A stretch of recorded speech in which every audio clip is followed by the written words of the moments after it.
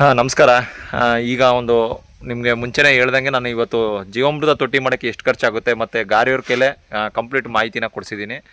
ಇದಕ್ಕೆ ಏನೇನು ಬೇಕು, ಎಷ್ಟೆಷ್ಟು ರಿಂಗ್ ಬೇಕು, ಮತ್ತು ಸಿಮೆಂಟು ಎಮ್ಸೆಡ್ಡು ಎಷ್ಟು ಖರ್ಚಾಗುತ್ತೆ, ಈ ವಿಡಿಯೋನ ಕಂಪ್ಲೀಟಾಗಿ ನೀವು ನೋಡಿ, ಅರ್ಧ ನೋಡಬೇಡಿ. ಅರ್ಧ ನೋಡ್ಬಿಟ್ಟು ಮತ್ತೆ ನಾನು ಕಾಲ್ ಮಾಡಿಬಿಟ್ಟು ಸರ್ ಎಷ್ಟಾಯ್ತದೆ ಅಷ್ಟಾಯ್ತದೆ ಏನು ಕೇಳಬೇಡಿ. ಎಲ್ಲ ಮಾಹಿತಿನ ನಾನು ಕೊಟ್ಟಿರ್ತೀನಿ ನಿಮಗೆ. ಕ್ಲಿಯರ್ ಕಟ್ಟಾಗಿ ಹೇಳಿರ್ತೀವಿ ಎಷ್ಟು ಖರ್ಚಾಗುತ್ತೆ, ಎಷ್ಟು ಬೇಕು, ಎಷ್ಟು ರಿಂಗ್ ಬೇಕು, ಎಷ್ಟು ಲೀಟ್ರ್ ರಿಂಗ್ ಬೇಕು, ಮತ್ತು ಯಾವ್ಯಾವ ಒಂಥರ ಈ ಪೈಪ್ಗಳನ್ನ ಕೊಡ್ಕೋಬೇಕು ಎಲ್ಲನೂ ಮಾಹಿತಿ ಕೊಟ್ಟಿದ್ದೀನಿ. ದಯವಿಟ್ಟು ವೀಡಿಯೋನ ಕಂಪ್ಲೀಟಾಗಿ ನೋಡಿ. ಅರ್ಧ ನೋಡ್ಬಿಟ್ಟು ನೀವು ನಮಗೆ ಮತ್ತೆ ಸುಮ್ಮನೆ ಈ ಕೆಲಸದ ಒತ್ತಡಗಳಲ್ಲಿ ಇದು ಮಾಡಬೇಡಿ. ಈಗ ಸಿಮೆಂಟ್ ಕಲಿಸ್ಕೊಂಡು ನಾವೆಲ್ಲ ಎಷ್ಟೆಷ್ಟು ಮೂಟೆ ಸಿಮೆಂಟು ಮತ್ತು ಎಮ್ಸೆಡ್ಡು ಎಲ್ಲ ಹೆಂಗೆ ಮಾಡಬೇಕು ಅನ್ನೋದನ್ನ ಕಂಪ್ಲೀಟ್ ಮಾಹಿತಿ ಕೊಟ್ಟಿದ್ದೀವಿ. ಮುಂದಿನ ದಿನಗಳಲ್ಲಿ ಈಗ ಮಾಡ್ತಾಯಿದ್ದೀವಲ್ಲ ಏರ್ಮುಡಿ, ಈ ಏರ್ಮುಡಿದು ನಿಮ್ಗೆ ಯಾಕೆ ಮಾಡಬೇಕು, ಮತ್ತು ಏರ್ಮುಡಿ ಒಳಗಡೆ ಎಷ್ಟು ಥರದ ಕಾಳುಗಳು ಹಾಕಬೇಕು, ಇಲ್ಲಿ ನೋಡಿ ಇಲ್ಲೆಲ್ಲ ಹುಟ್ಟಿದೆ ದ್ವಿದಳ ಧಾನ್ಯಗಳು. ಸೊ ಇದೆಲ್ಲ ಮುಂದಿನ ವೀಡಿಯೋಗಳಲ್ಲಿ ನಾನು ನಿಮಗೆ ಅಪ್ಡೇಟ್ ಕೊಡ್ತೀನಿ. ಈಗ ಜೀವಾಮೃತಕ್ಕೆ ಏನೇನು ಬೇಕು, ಎಷ್ಟು ಖರ್ಚಾಗುತ್ತೆ, ಗಾರೆಯವ್ರ ಕೈಲಿ ನಿಮಗೆ ಕಂಪ್ಲೀಟ್ ಮಾಹಿತಿ ಕೊಡಿಸಿದ್ದೀನಿ. ನೋಡಿ, ಸಪೋರ್ಟ್ ಮಾಡಿ. ನಿಮ್ಮ ಹಳ್ಳಿ ಮೋದಿ ಯೂಟ್ಯೂಬ್ ಚಾನಲ್ನ ಇದೇ ರೀತಿ ಸಪೋರ್ಟ್ ಮಾಡಿ. ಕ್ಲಿಯರ್ ಕಟ್ಟಾಗಿರೋವಂಥ ಮಾಹಿತಿನ ನಿಮ್ಮದು ಹಾಕಿಸ್ಕೊಳ್ಳಿ ಅಂತ ಹೇಳ್ತಾ ಎರಡು ಮಾತು ಮುಗಿಸ್ತೀನಿ. ಜೈ ಗೋಮಾತೆ. ನಮಸ್ಕಾರ ಕುಮಾರ್ ಅವರೇ. ಸರ್ ನಮಸ್ಕಾರ, ಹೇಳಿ. ನಿಮ್ಮದು ಊರು ಚಂದಗಾಲು. ಎಷ್ಟು ವರ್ಷದಿಂದ ಗಾರೆ ಕೆಲಸ ಮಾಡ್ತಾಯಿದ್ದೀರಾ ಕುಮಾರ್ ಅವರೇ? ಒಂದು 25 ವರ್ಷ. 25 ವರ್ಷದಿಂದ. ಸೊ ಇವರು ಕುಮಾರ್ ಅಂತ ನನ್ನ ಕ್ಲಾಸ್ಮೇಟೇ, ನಾನು ಇವರು ಜೊತೆಲೇ ಓದ್ತಿದ್ದು ಚಂದಗಾಲಲ್ಲೇ. ಸೊ ನಿಮಗೆ ಗೊತ್ತಾಗಲಿ ಅನ್ನೋಕ್ಕೋಸ್ಕರ ನಾನು ಅವ್ರನ್ನ ಅಡ್ರೆಸ್ನ ಅವ್ರ ಬಾಯಲ್ಲಿ ಹೇಳಿಸ್ದೆ. ಸೊ ಇವ್ರ ಕೈಲಿ ನಾನು ಮೊದಲೇದು ಚಿಕ್ಕದಾಗಿ ಜೀವಾಮೃತ ತೊಟ್ಟಿ ಮಾಡಿಸಿದೆ. ಅದು ಇಲ್ಲಿ ನೋಡಿದೆ, ಇಲ್ಲಿ ಬಿಡಿಸಿದ್ದೀನಿ ನೋಡಿ. ಇದು ಚಿಕ್ಕದಿತ್ತು, ಒಂದು 420 ಲೀಟ್ರದು. ಈಗ ನಾನು ಒಂದು ಕುಮಾರ್ ಅವರೇ, ಇದು ನಿಮಗೆ ಐಡಿಯಾ ಪ್ರಕಾರ ಒಂದು 700ರಿಂದ 750 ಲೀಟ್ರ್ ಹಿಡಿಯಲ್ವಾ? 750 ಲೀಟ್ರ್ ಹಿಡಿತದೆ. ಹಾಂ, ಮತ್ತು ಈ ರೀತಿ ಸ್ಟೆಪ್ ಮಾಡಬೇಕಷ್ಟೇ. ಅದೇ ಒಂದು ಚಿಕ್ಕದು ಒಂದು ದೊಡ್ಡದು ಮಾಡ್ಕೊಂಡಿದ್ದೀವಿ. ಯಾಕೆ ಅಂದರೆ ಇದು ಎತ್ತಕ್ಕಾಗಲಿಲ್ಲ ನಮಗೆ, ಆಗಲಿಲ್ಲ ಅನ್ನೋದಕ್ಕೋಸ್ಕರ ಮೇಕೆ ಒಂದು ಚಿಕ್ಕದು ಒಂದು ದೊಡ್ಡದು ಮಾಡಿದ್ದೀವಿ. ಒಂದು 750 ಲೀಟ್ರ್ ಹಿಡಿತಾ ಇದು. ಇದು 1 ಎಕರೆ ತೋಟಕ್ಕೆ ನಾವು ಮಾಡಿರೋಂಥದ್ದು. ಯಾಕೆಂದರೆ ಸಾಮಾನ್ಯವಾಗಿ 1 ಎಕರೆ ತೋಟ ಇರೋರು ಒಂದು 600ರಿಂದ ಒಂದು 600 ಲೀಟ್ರದ್ದು ಮಾಡಿಸ್ಕೊತೀವಿ. 600 ಅಂದರೆ ತಿಂಗಳಿಗೆ 2 ಬಾರಿ ಕೊಡೋಕ್ಕೆ, 2 ಸಲ ಕೊಡೋಕ್ಕೆ ಅಂದ್ಬಿಟ್ಟು 600 ಲೀಟ್ರದ್ದು ಮಾಡಿಸ್ತೀವಿ. 200 ಲೀಟ್ರ್ ಜೀವಾಮೃತ 1 ಎಕರೆಗೆ ಕೊಡೋಕೆ ಹೇಳಿರೋದು ಪಾಳ್ಯಕರ್ ಅವರು. ನಾವು 1000 ಲೀಟ್ರದ್ದು ಮಾಡಿಸ್ಬೇಕಂತ ಐಡಿಯಾ ಇತ್ತು. ಸಾಕು 750ರಿಂದ 800 ಲೀಟ್ರು ಒಂದು ಲೆಕ್ಕ ಹಾಕಿಲ್ಲ, ನಿಮ್ಗೊಂದು ಅಂದಾಜು ಹೇಳ್ತಾ ಇರೋದು. ಲೆಕ್ಕ ಹಾಕಿದ್ಮೇಲೆ ನಿಮ್ಗೆ ಕ್ಲಿಯರಾಗಿ ಅದು ಎಷ್ಟು ಲೀಟ್ರ್ ಹಿಡಿತದೆ ಅಂತ ನಾನು ನಿಮ್ಗೆ ಹೇಳ್ತೀನಿ. ಸೊ ಸರ್, ಇದಕ್ಕೆ ಎಷ್ಟು ಖರ್ಚಾಗುತ್ತೆ ಕುಮಾರ್ ಅವರೇ? ಎಷ್ಟು ಖರ್ಚಾಗ್ಬೋದು ಇವತ್ತಿನ ಇದರಲ್ಲಿ?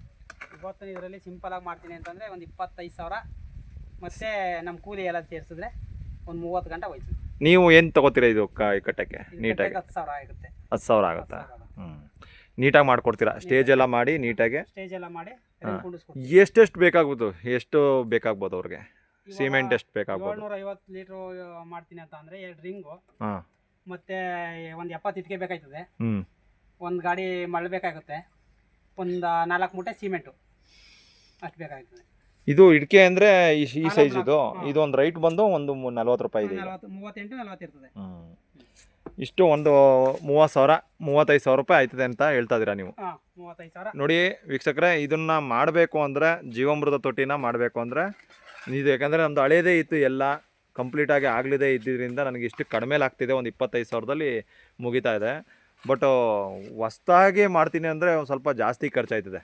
ಗಾರೆದು ಎಲ್ಲ ತಂದು ಎಲ್ಲ ಮಾಡ್ತೀನಿ ಅಂದರೆ ಒಂದು ಸ್ವಲ್ಪ ಈ 30ರಿಂದ 40,000 ರೂಪಾಯಿ, 50,000 ರೂಪಾಯಿ ಆಸುಪಾಸಲ್ಲಿ ಮುಗೀತದೆ. ಸೊ ಇಲ್ಲಿ ನೋಡಿ, ನಾವು ಇದು ವೆರಿ ಇಂಪಾರ್ಟೆಂಟು.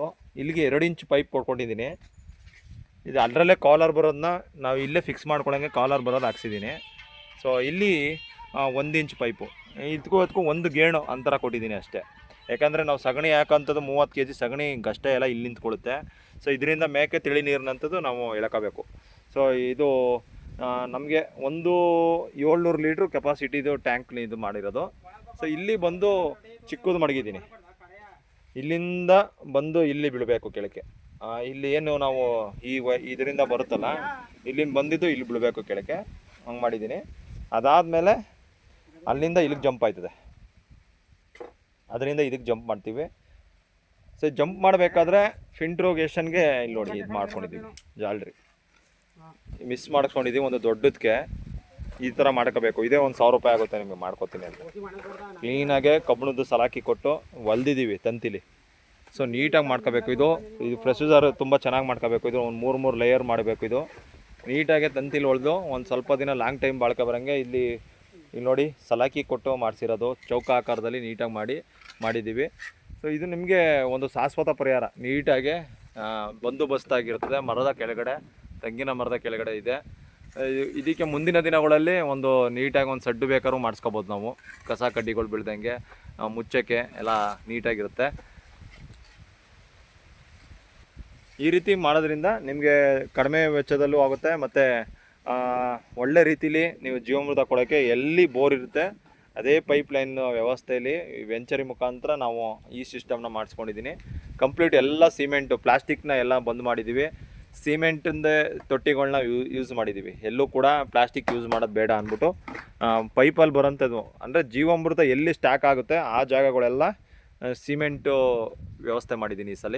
ಮೊದಲು ಇಲ್ಲಿ ನೀವು ನೋಡಿರ್ಬೋದು ಹಳೆ ವಿಡಿಯೋದಲ್ಲೆಲ್ಲ ನಾನು ಪ್ಲಾಸ್ಟಿಕ್ ಡ್ರಮ್ಮು ಇಲ್ಲೇ ಇದೆ ನೋಡಿ, ಈ ಡ್ರಮ್ನಲ್ಲಿ ನಾನು ಮಾಡ್ಕೋತಿದ್ದೆ.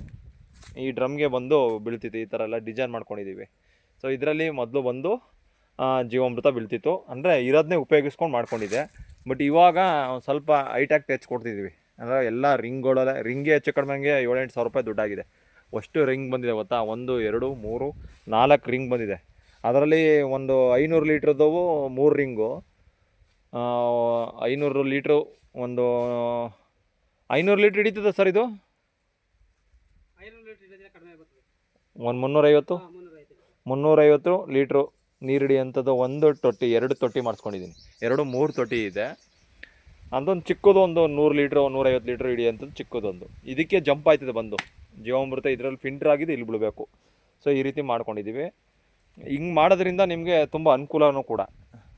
ಎಲ್ಲರೂ ದಯವಿಟ್ಟು ಮುಂದಿನ ದಿನಗಳಲ್ಲಿ ರಾಸಾಯನಿಕ ಗೊಬ್ಬರಗಳನ್ನ ಹೊರಗಡೆಯಿಂದ ತರುವಂಥ ಕೊಟ್ಟಿಗೆ ಗೊಬ್ಬರಗಳನ್ನ ಸ್ಟಾಪ್ ಮಾಡ್ತಾ ಜೀವಾಮೃತಕ್ಕೆ ಒಂದು ಲೊಕೇಶನ್ನ ಸೃಷ್ಟಿ ಮಾಡಿ ನೀವು ಮಾಡಿದ್ದೇ ಅದರಲ್ಲಿ ಒಂದು ಅದ್ಭುತ ತೋಟ ಮತ್ತು ಅದ್ಭುತ ಕ್ರಿಯೇಟಿವ್ ನೀವು ಒಂದು ಸಾವಯವ ಕೃಷಿಲಿ ಒಂದು ಸಾಧನೆಯನ್ನು ಮಾಡ್ಬೋದು ಅಂತ ಹೇಳ್ತಾ ನಾನು 2 ಮಾತು ಮುಗಿಸ್ತೀನಿ. ದಯವಿಟ್ಟು ಯಾರ್ಯಾರು ನನ್ನ ಚಾನಲ್ನ ನೋಡ್ತಾಯಿದ್ರಿ, ನಿಮ್ಮ ಹಳ್ಳಿ ಮಧು ಯೂಟ್ಯೂಬ್ ಚಾನಲ್ ಯಾರು ನೋಡ್ತಾಯಿದ್ರಿ ಎಲ್ಲರೂ ದಯವಿಟ್ಟು ಸಬ್ಸ್ಕ್ರೈಬ್ ಮಾಡಿ ಇದೇ ರೀತಿ ಸಪೋರ್ಟ್ ಕೊಡಿ ಅಂತ ಹೇಳ್ತಾ ನಾನು 2 ಮಾತು ಮುಗಿಸ್ತೀನಿ.